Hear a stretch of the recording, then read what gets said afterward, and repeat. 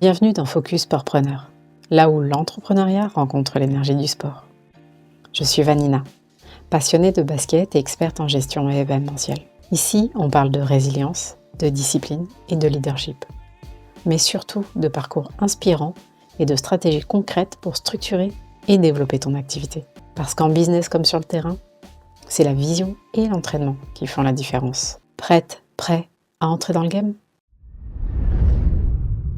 Sur le terrain comme dans la vie, Jérémy, c'est la preuve qu'avec de la rigueur et du cœur, on peut scorer partout. On se connaît depuis longtemps, sur les terrains comme en dehors. Jérémy, c'est le parfait mélange entre rigueur, humilité et foi en ses projets. Passionné de basket et consultant en finance, il partage sans filtre son parcours, ses échecs, ses réussites et surtout ce qu'il a appris en semant ses propres graines d'entrepreneur. 3 épisodes pour parler résilience, équilibre et passion du jeu. Sur le terrain comme dans la vie. Moi, je te connais, alors je ne te connais pas par cœur, mais je te connais et tu es quelqu'un de très sociable. Tu as une facilité, en fait, à te connecter à des gens et tu aimes ça. Bien sûr. Est-ce que tu retrouves, est-ce que déjà ça vient naturellement? Est-ce que c'est peut-être par le biais du basket? Parce que du coup, tu arrives dans une nouvelle équipe, ce côté collectif où tu connais tout le monde? Ou est-ce que, parce que j'ai l'impression que ça t'a facilité aussi dans ta carrière, parce que quand tu arrives dans une mission, tu connais personne.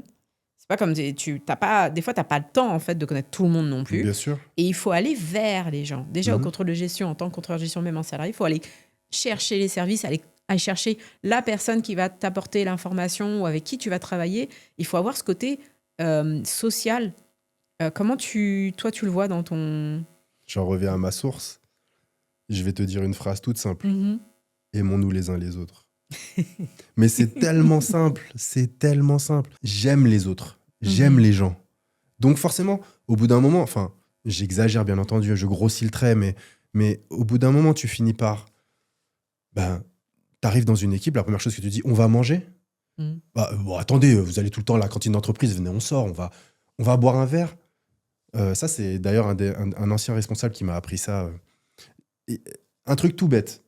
Il y a énormément de sujets. La meilleure façon de les solutionner, c'est au café. Parce qu'au café, on va être informel. Parce qu'au café, on va pouvoir se parler de la journée d'hier, du foot et des enfants. Parce qu'au café, on va pouvoir aussi aborder ce sujet un peu critique que nous n'arrivons pas à solutionner. Donc, c'est vraiment ça. Et je pense qu'à partir du moment où tu aimes l'humain, tu aimes l'autre, même le plus antipathique de tous, et que tu passes du temps avec lui, tu ouvres les portes.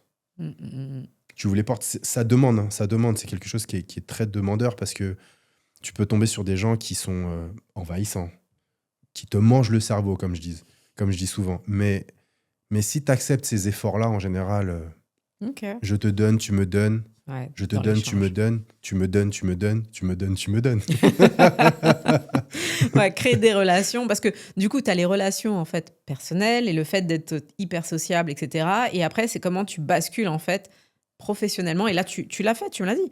Aller prendre un café, avoir ces discussions en fait un peu hors réunion, autre, Bien qui sûr. permet justement de créer une relation de partenaire. Bien On sûr. revient encore sur ce sujet-là, Bien sûr. parce que justement, vous êtes des partenaires. Le mail est la pire de toutes les inventions que je connais. Alors, c'est j'aime pas multiplié. forcément plus le téléphone, donc bon. Mais le mail est la pire de toutes les inventions. Ouais. Ça déshumanise nos relations professionnelles et ça détruit le collectif. Je connais des gens, ils sont assis côte à côte. Il y a juste une barrière entre eux, entre leurs deux bureaux. Ils sont pas capables de se dire, excuse-moi, tu peux me passer la facture qui est... Mais non, tu vois ce que je veux te dire. Donc c'est vraiment ça, c'est... Oui, le mail, c'est important, il n'y a pas de problème pour plein de choses, pour formaliser, pour garder des historiques, etc. Mais il y a tellement de choses aujourd'hui qu'on ne fait plus et on demande à notre collègue de le faire via un mail, alors que prends une liste, note tous les points dont tu as besoin. Salut, ça va? Alors, ça s'est bien passé hier soir? C'était cool ton resto? Ok, d'accord. Bon, je ne suis pas venu pour discuter réellement, mais tu as vu, j'ai un peu tous ces points-là. Qu'est-ce que tu en penses? Ça, ok, d'accord. Voilà. Je te soumets mes points. Discutons ensemble d'une deadline ou d'un plan d'action et d'une deadline. Et voilà. Et au final, tu as gagné un temps monstrueux que d'envoyer 80 mails dans la journée que personne ne lira et ton truc, il n'y aura que 10% qui aura été fait. Ça a l'air, en fait, quand tu le dis, ça a l'air très simple et ça a l'air très naturel, en fait, pour toi.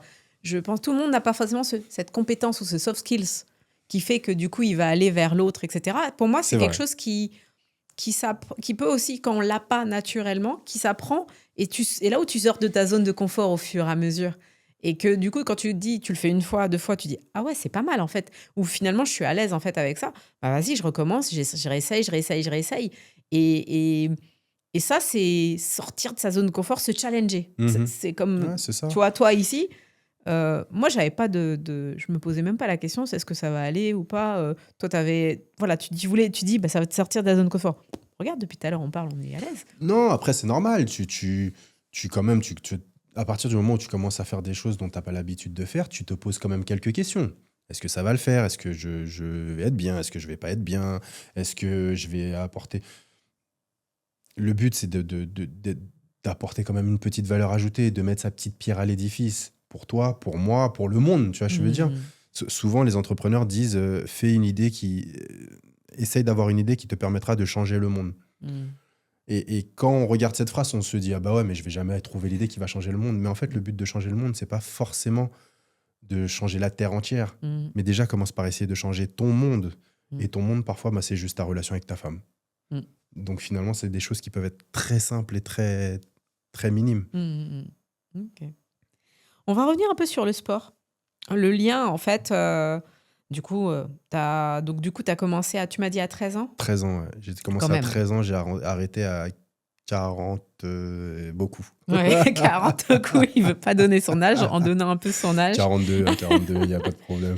Qu'est-ce que le basket t'a appris et qui te sert aujourd'hui, notamment dans ton aventure entrepreneuriale? Qu'il n'y a pas de limite, vraiment. Moi, j'ai commencé le basket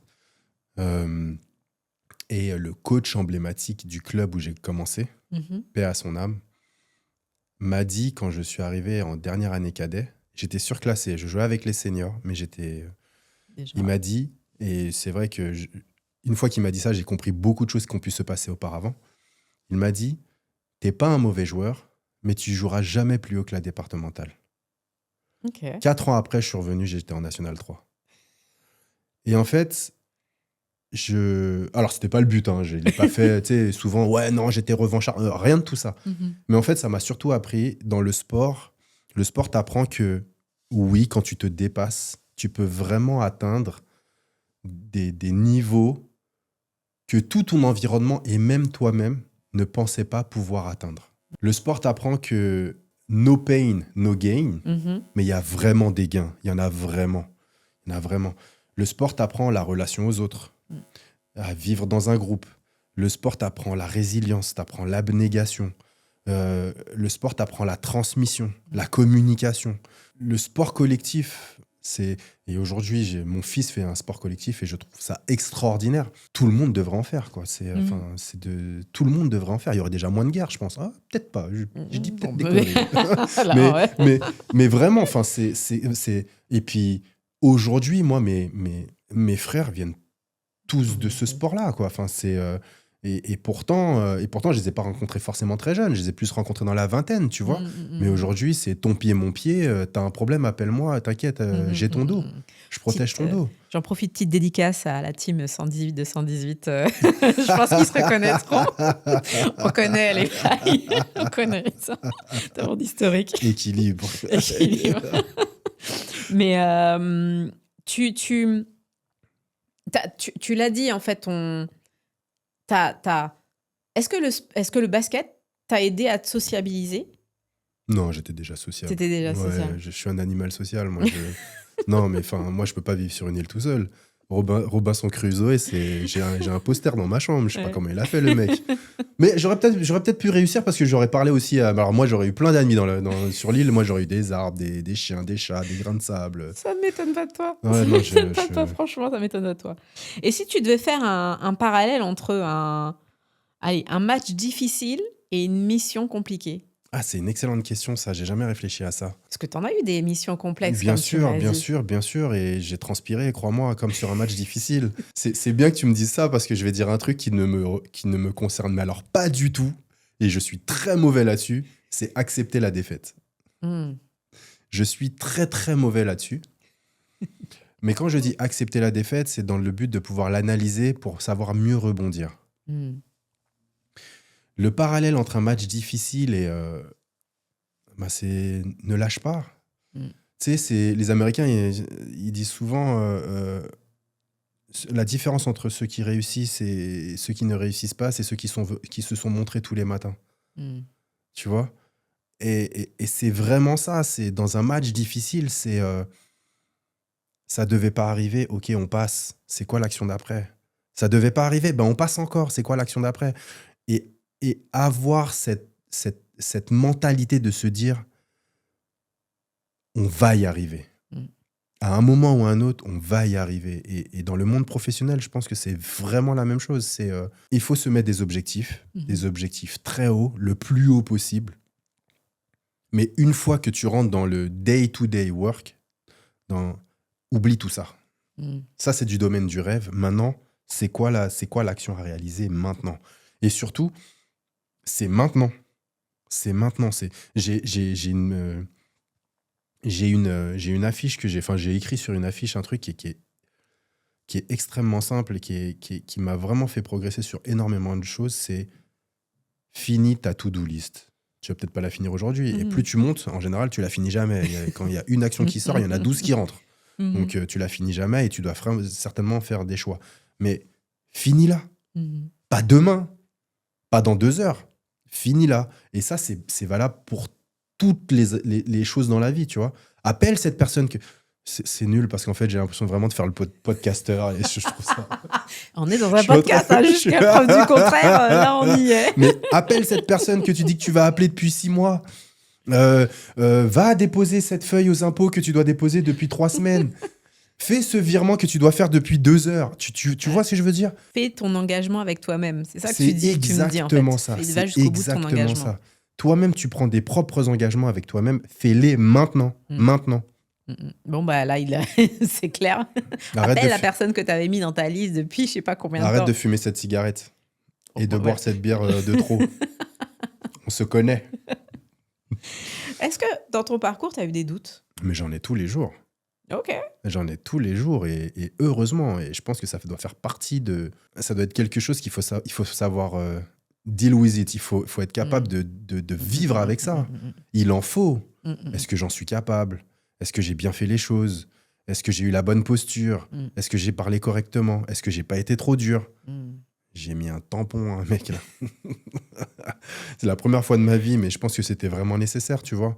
On parle pas physique là. Non. Oui, non, je reprécise, au cas où. Non, bien sûr. Non, il a un problème de posture et je pense que c'était important de lui rappeler certaines choses. Que tu as un problème de posture et qu'il n'y ait pas d'impact, c'est pas grave. Mais que ça crée des risques qui peuvent être beaucoup plus importants. À ce moment-là, tu es obligé d'agir. Mais une fois que tu as fait ça, oula, est-ce que je me suis bien comporté? Est-ce que j'ai eu les bonnes attitudes, les bons mots? Est-ce que tu vois? Et je pense que c'est avec ça justement que tu arrives à progresser et de te dire toujours la petite marche d'après. La petite marche d'après. Quel était le plus gros moment de doute? Oh, tu sais, j'ai un cerveau à 2 neurones. Hein, c'est jamais... Si, le plus gros moment de doute, si, j'en ai eu un. J'en ai un. Ouais. J'en ai un très fort. J'ai parlé de ma reprise d'études en 2008. Puis on a voulu monter cette structure. En fait, j'ai rejoint 3 associés qui montaient une société de sites web et d'applications mobiles. Je fais mon stage chez eux en compta. La compta, c'est 3 boîtes. Point. Ils font... donc, je fais mon rapport de stage, j'ai 20 sur 20. Et j'en suis très fier d'ailleurs. Et donc, ils me proposent ce poste. Viens, rejoins-nous, deviens gérant de la boîte. Je suis devenu gérant de la boîte. Tu passes de stage à gérant de la boîte. Après, on est dans une petite structure de 3 personnes. C'est que des ingénieurs informatiques. La compta, l'administratif, c'était le dernier de leurs soucis. Ça leur coûtait bien moins cher de prendre quelqu'un, de prendre un cabinet, etc. Ouais. etc. Tu minimises quand même, mais il y en a juste avec 2 personnes, ils n'y arrivent pas. T'as quand même... Voilà, on t'a proposé ça parce qu'ils sentaient déjà peut-être que tu avais les capacités. Il y avait peut-être des capacités, c'est sûr. Voilà. Et c'est sûr que j'ai géré des trucs que j'aurais jamais pensé affronter, en tout cas. Et en fait, cette structure s'est arrêtée parce qu'un jour, j'ai découvert que l'un des associés principaux, on créait des sites internet Et disons qu'à la fin du site internet, tu as toujours besoin de petits ajustements, de petits trucs. Donc le client revient vers toi en disant ah, change-moi la couleur, le truc, le machin. Ouais. Et ça te fait 1 ou 2 journées que tu peux vendre. Et lui, il les vendait en parallèle sur sa structure en tant qu'auto-entrepreneur. D'accord. Que tu le fasses, c'est pas grave. Mhm. Que je le découvre par la bouche de la cliente, il y a un problème. Ouais. Et à partir du moment où l'affectio sociatis, la confiance s'est brisée, j'ai tout arrêté. Mhm. J'avais tellement donné pendant 3 ans dans cette structure. On parlait de nuit blanche, on parlait d'implication, on parlait de sortir de sa zone de confort, on parlait de prendre des risques. On parle de prendre des risques. Je me suis retrouvé avec une ardoise de presque 20 000 euros, Mhm. que j'ai remboursé d'ailleurs. Hein. On parle d'engagement vis-à-vis de certaines personnes. Et j'ai mis 6 mois à m'en remettre. Alors, mon fils est né dans la même période. Mhm. On est début 2012. Je me suis dit, je vais reprendre un travail tout de suite. Mhm. Let's go, allez, on y va, vas-y, en compta, en gestion, un truc, je vais forcément trouver un truc. Mais quand tu arrives sur le marché du travail, Mhm. que tu as géré une petite structure pendant 3 ans, et qu'on commence à te dire, mais vous avez vraiment fait ça? Elle est zig, cette société? Vous pouvez me montrer un cabis? Est-ce que... Là, tu commences à douter. Et tu commences à douter très fort. Mhm. Et j'ai redémarré au SMIC. Assistant comptable. Mais tu te rends compte que du coup, tu as été entrepreneur, tu as fait partie d'une... Enfin, avant même d'être salarié. Donc, Non, déjà, j'avais été salarié avant. tu avais été salarié Oui, avant, oui, mais ce j'avais que je été veux dire, c'est salarié que déjà, tu avais déjà Fibre. cette fibre et cette expérience, en fait, déjà très tôt. Et finalement, tu veux rejoindre... Enfin, tes velléités, tes volontés d'entrepreneuriat, est-ce que justement le fait que tu aies pu gérer ça, en fait, à un moment donné, tu as donné 3 ans de ta vie à fond, tu dis, bah finalement, je peux tout faire. Comment tu vis cette expérience, même si effectivement c'était un moment de doute, comment tu la vis maintenant? Comment tu la vois maintenant, là, en tant que 10, 22, 12, Ouais, enfin, longtemps après? longtemps. Alors, il fallait passer par là et je pense que l'échec fait partie du succès. Bon, bref, c'est des choses que j'ai appris justement à ce moment-là, où en fait, à ce moment-là, j'avais découvert qu'aux États-Unis, ils avaient créé un truc qui s'appelle les fail conférences. Mhm, Pour justement, parce qu'on parle toujours des succès, mhm, mais on ne parlait jamais des échecs. mhm, Et j'ai justement des entrepreneurs à succès qui venaient raconter lors de conférences le nombre d'échecs qu'ils avaient essuyés auparavant. mhm, Et, c'est à ce moment-là que j'ai découvert ces choses-là et ça m'a vraiment aidé à passer à l'étape d'après. Oui, j'avais cette mentalité de me dire je peux tout faire. Mm. Oui, j'étais sorti de cette expérience en me disant ben, c'est bon, let's go. Mais on est quand même une fonction support et c'est ça qui est complexe. C'est-à-dire que aujourd'hui, nous, notre expertise, notre métier, c'est une fonction support. On peut accompagner des gens qui font de vraies choses. Mm. Mais nous, si on n'accompagne pas ces gens-là, tu vois ce que je veux dire? Mm. Je vais pas faire... Alors, attention, hein, je vais minimiser. Il y a des choses dans la cabessa qui tournent et qui peuvent vraiment sortir et qui peuvent être scalable. Mais avec du recul, ouais, fallait passer par là. C'était le chemin normal. Ça a été un moment très compliqué avec mon épouse parce que justement, elle a vécu ces 3 années de dents de scie. Elle a vu des revenus, waouh, c'est génial, allez hop, on part en Repdom. Et derrière, il n'y a plus rien pendant 4 mois. Donc, tu sais, c'est... Voilà. On a vécu quand même à la gorge financièrement. Même plus qu'à la gorge, tu vois. Et à un moment, elle m'a dit, bon, ton petit truc là, c'est sympa, mais ça ramène rien dans la gamelle. Maintenant, il est là, tu nous trouves une solution. Donc, je l'ai un peu fermé, je suis retourné au charbon comme tous les salariés du lundi matin. Fallait passer par là. Je pense que c'est...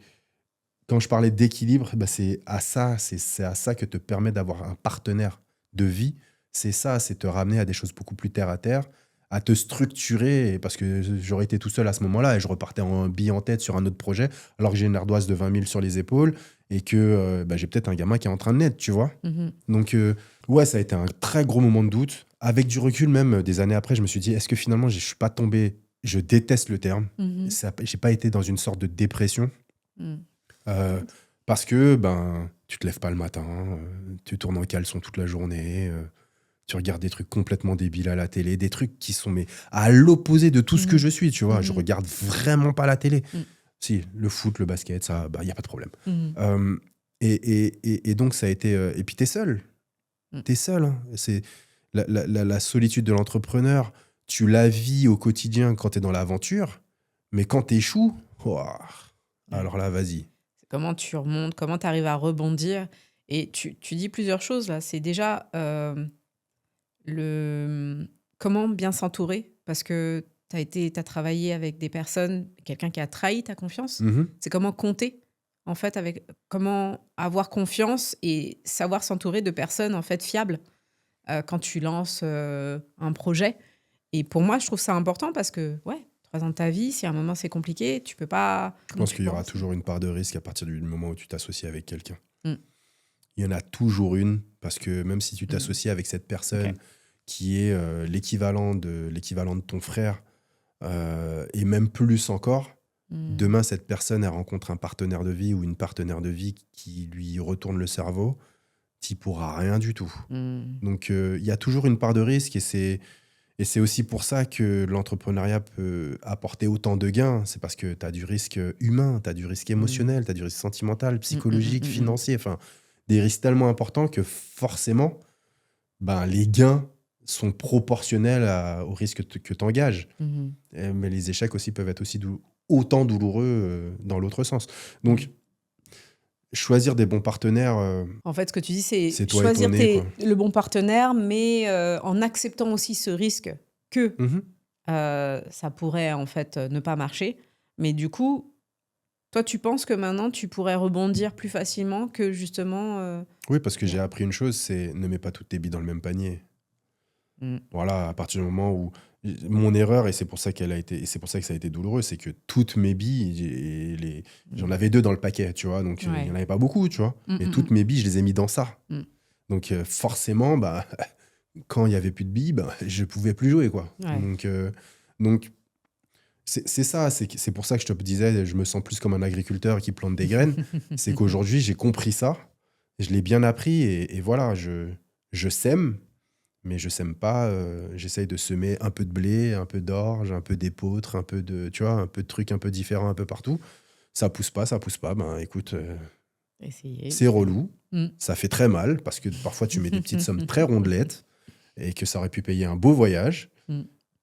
Mais puis voilà, c'est ça être entrepreneur, je pense. Tu l'as dit tout à l'heure, toi t'es plutôt, tu dis vivre heureux, vivons cachés. Comment tu concilies avec l'entrepreneuriat et le fait qu'il faut se montrer? Parce que du coup, t'es obligé, en fait, quand t'es à ton compte, de savoir te vendre, d'aller réseauter, de créer du réseau. Mais du coup, il y a aussi le fait de se, entre guillemets, cacher, comme tu dis. Comment tu arrives à concilier les deux, toi? Moi, ce qu'il faut cacher, c'est ta vie privée. C'est ton cocon, c'est ta maison. C'est ce que je disais toujours, on a toujours été très d'accord là-dessus avec ma femme, c'est dehors, c'est la guerre. Quand on ferme la porte ici, là, tu vois la petite musique d'ascenseur, ça doit faire ça dans la maison, tu vois. Tu dois sentir cette espèce de... Tu sais, tu dois être comme dans un spa à la maison, tu vois, je veux dire. Et pourtant, chez moi, il y a un maximum de travaux, donc crois-moi, en ce moment, c'est un bordel sans nom. Mais quand je rentre, quand je ferme la porte, je veux pouvoir dire... home, tu vois. Et pourtant, crois-moi, parce que je suis un animal social, j'ai besoin d'être dehors. Moi, c'est un besoin. C'est vraiment... mais quand je suis chez moi, quand tu as des enfants, c'est un peu moins évident. Et il vaut mieux avoir un peu de place. Surtout quand tu as des enfants... Bon, non, peu importe l'âge d'ailleurs. J'allais dire surtout quand tu as des enfants en bas âge. Mais c'est pas vrai. Petits-enfants, petits problèmes. Grands-enfants, grands problèmes. Mais ouais, c'est ce cocon-là que moi, je privatise. Et il y a très, très, très peu de personnes qui y ont accès. Non, je comprends. Vivre heureux, vivons cachés, c'est ta relation de couple. Personne ne doit la connaître. Mais vraiment, personne. La relation que tu as avec tes enfants, garde-la pour toi. La relation que j'ai avec mon fils, c'est pas la relation que j'ai avec ma fille. Et ce que mon fils sait, ma fille n'a pas forcément besoin de le savoir. J'aime trop leur dire, mais occupe-toi de tes fesses. Tout simplement parce que quand j'ai une discussion avec quelqu'un, c'est entre toi et moi, c'est notre relation, c'est notre moment à nous. C'est, tu vois, et je pense que c'est ça, pour vivre heureux, vivons cachés, c'est la relation que j'ai avec Cyril, les gens n'ont pas besoin de la savoir. Donc, ce qui se passe entre nous, les gens n'ont pas besoin de tu vois, les difficultés qu'il rencontre, que je rencontre, que l'on partage, pour lesquelles on s'entraide, personne n'a besoin de le savoir, tu vois. mm. D'ailleurs, c'est pour ça que c'est mon frère, parce qu'il est encore pire que moi. Donc, Faut- Mais qu'est-ce que tu retiendrais pour un peu clôturer, puisqu'on arrive à la fin de notre échange, mais qu'est-ce que tu voudrais que tes enfants, s'ils voient cet épisode, notre échange dans 10 ans, mhm. qu'est-ce que tu voudrais qu'ils retiennent? Il y a une phrase que j'ai prise auprès de mon pasteur, d'ailleurs, qui dit « Il n'y a pas de succès sans successeur Mm. ». Et je pense que c'est l'une des phrases les plus profondes que j'ai entendues dans ma vie. C'est qu'au soir de ma vie, j'aurais réussi, pas parce que j'aurais eu de l'argent, pas parce que j'aurais laissé des livres ou une mémoire. L'héritage, c'est de laisser des gens émotionnellement, sentimentalement, intellectuellement, psychologiquement forts. C'est des gens qui... T'as envie d'être peintre, t'as envie d'être punk à chien. Écoute bien ce que je te dis. T'as dit quoi? Punk à chien. Je connaissais pas. C'est une expression qui vient du Je Sud. regarderai sur Google. Ouais. Là. T'as envie d'être punk à chien, c'est ton choix. Mhm. Mais si t'es bien, si tous les jours tu te lèves avec la banane, si t'as cette joie de vivre, si t'aimes la vie, alors j'aurais réussi. J'ai un sportif et une artiste à la maison. Tu vois le grand écart, tu vois le grand écart. Donc c'est ça. Et puis c'est pas que forcément avec tes enfants, ou c'est aussi de me dire, par exemple, c'est quelque chose qui me travaille depuis des années. J'ai grandi dans un lycée en ZEP, on dit ça, hein, c'est ZEP. Mhm. Je crois que ça a changé maintenant, mais Ouais. j'aimerais pouvoir un jour retourner dans un lycée et puis tenir, je sais pas, des petites séances d'1 heure sur la vie, l'entrepreneuriat, le machin, le truc. Mais si tu arrives à transmettre à un seul de ces jeunes la banane, le fait de se lever, de vouloir faire ce que t'aimes, de te réaliser, alors ouais, c'est bon. C'est bon, je pense que j'aurais apporté ma petite contribution à ce monde. Merci Jérémy. On est ensemble. Merci en tout cas pour cet échange. On va vraiment clôturer. Mais est-ce que Yes. tu aurais un dernier mot ou une dernière phrase pour un entrepreneur qui veut se lancer? Bah fonce, te pose pas de questions, tu mangeras pas. Si tu Peut-être. manges, quand même. Peut-être pendant un moment, mais enfin, vas-y quoi. Mm. Parce qu'en fait, le truc c'est que le gain, il est surtout d'abord personnel quoi. Le fait de se construire, de se réaliser, je pense que c'est ce qu'il y a de plus important dans la vie quoi. Quitte à avoir le ventre vide. Foncez, réalisez-vous, mais mangez quand même un peu. Merci et à bientôt sur Focus Parpreneur. Merci d'avoir suivi cette série spéciale avec Jérémy sur Focus Parpreneur. 3 épisodes d'authenticité, de parcours et de partage. Parce qu'entreprendre, c'est avant tout un état d'esprit. Continue à semer tes graines, à croire en ton jeu et à construire ton propre terrain. À bientôt sur Focus Parpreneur.